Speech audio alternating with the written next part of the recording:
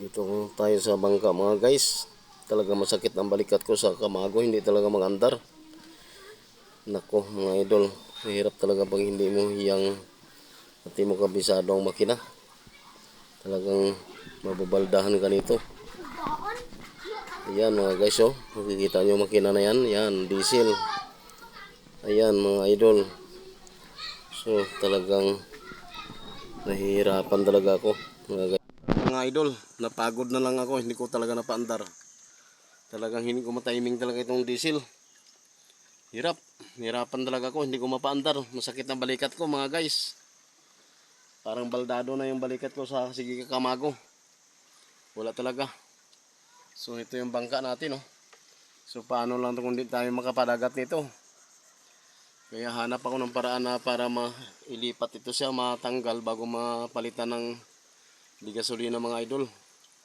So sana thank you so much sa inyong panonood sa ating pagbibideo na kung saan masakit ang balikat ko sa sige kamago.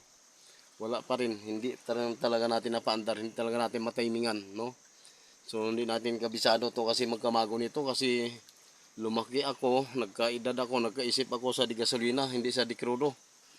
Kaya mga idol, pasensya na lang, no? Hanggang sa muli.